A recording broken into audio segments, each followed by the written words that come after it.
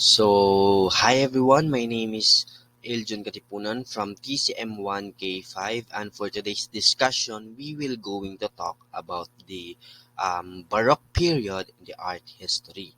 For our topic for today, we will going to tackle about the Baroque art, the Baroque architecture, and the Baroque music. Let's start. So first is what is Baroque? No? Baroque it comes from the word boroko, which means irregular pearl or stone, or irregular shaped pearl. So actually, it the Baroque term actually is used as derogatory to describe the music at time 1600 to 1750. So originally, the Baroque term has negative connotation. It signifies overly ornamented, overdone, overdecorated, or excessive. So during the 17th century, ginagamit sa mga art critics ang term nga Baroque to indicate or point out excessive ornamental in the visual arts and the rough and noisy sound in music. But when the 20th century came, with a newfound appreciation of the painting of Peter Paul Rubens, so the Baroque term comes to assume a positive meaning in Western cultural history. So an excessive, sometimes extravagant art. So Peter Paul Rubens, he was one of the greatest painters of the 17th century Baroque period. So he is a world-renowned Flemish Baroque artist. So famous siya sa iyang imaginative or inventive nga mga paintings nga naay religious and mythological nga mga subjects. So Baroque, again, it is a style of art, music, and architecture na nag-gain og huge popularity in the 17th century Europe. So isa siya ka particular style in the arts that involves action and movement. And it has a strong connection to the Catholic Church. The theme of its painting and sculpture is religious. It is more on the Catholic. It is more of the element of Catholic dogma. So dogma meaning it is a truth revealed by God. So a divinely revealed truth. So it is a belief. As I was saying, no, the Baroque arts has a strong connection to the Catholic Church, no, and this is the Catholic Church's way of counter reformation against the rise of the Protestant Christian. No, it served to educate the people about Catholicism. So that's the Baroque. No. Let's now proceed to our the Baroque art. So Baroque art is characterized by drama, movement, energy, and restlessness. It is also characterized by emotional intensity. So Baroque painters portray strong movement using spirals and upward diagonal and strong color schemes to dazzle and surprise their audience. So artwork in Baroque era was beautiful and elaborate. And to understand more about the Baroque art, no, let's take a look at this example. No? So this is an example of a Baroque art. No, this is a sculpture called the Ecstasy of Saint Therese, 1652. So it was made by artist Gian Lorenzo Bernini, and as you can see, kanang woman's right side, she is Saint Therese of Avallon. She was a Spanish nun, and the story behind this statue is that Saint Therese claimed that she had a vision nga gidunggab siya sa usa ka angel in a bodily form. So kanang figure on the left side na ay wings kanang gahawid spear, no, that was an angel in a bodily form.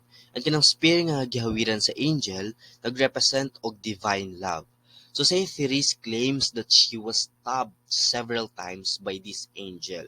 But dili physical pain ang iyang na-feel. No, it was a spiritual pain. And she was left utterly consumed by the great love of God.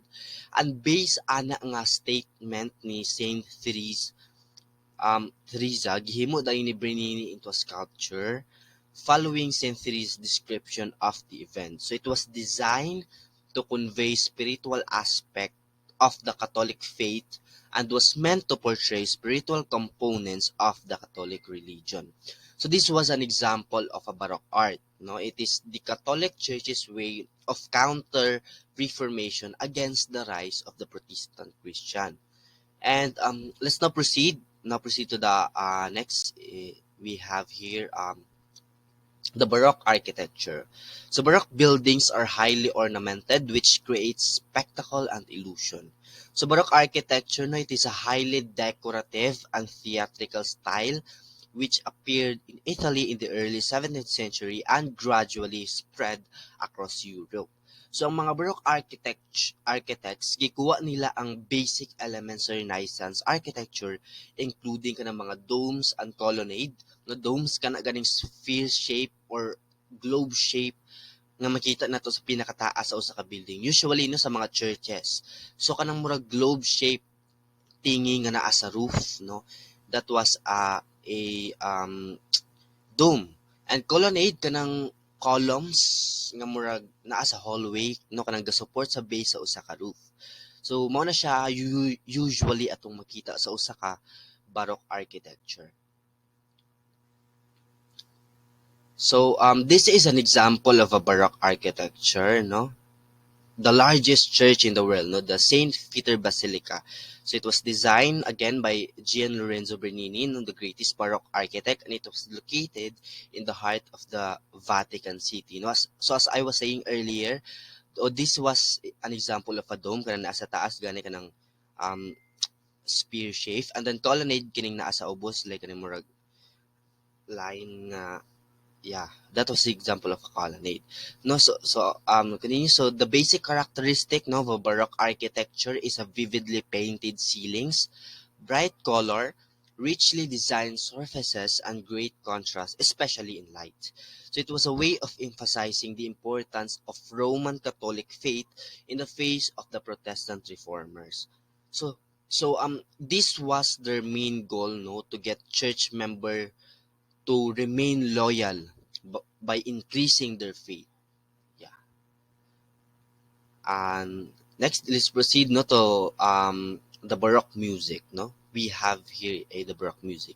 So Baroque music is a style of music that prevailed during the period from 1600 up to about 1750.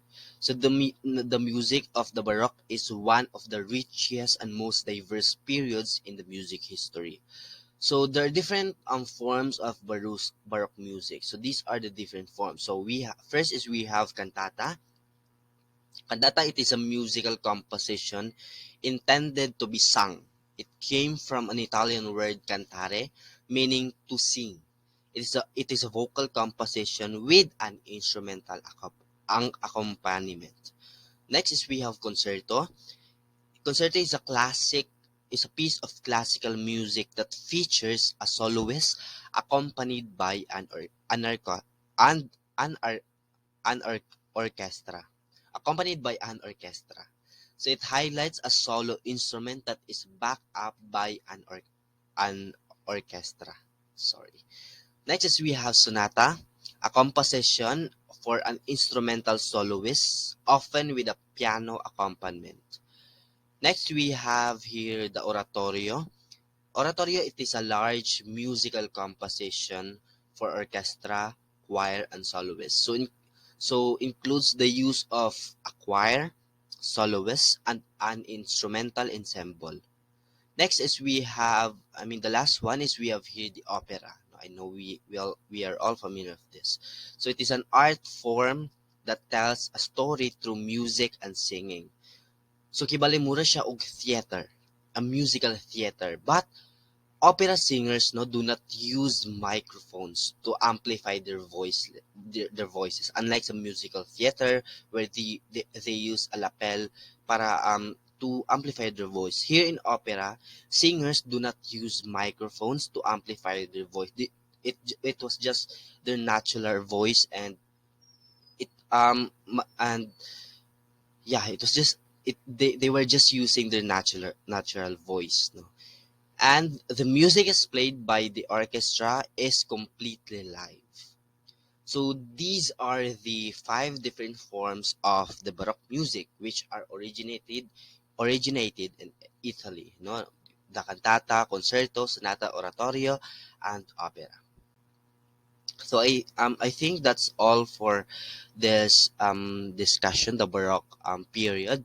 And again, my name is Ailjunn Katipunan from TCM1K5, and thank you so much for listening, and have a good day.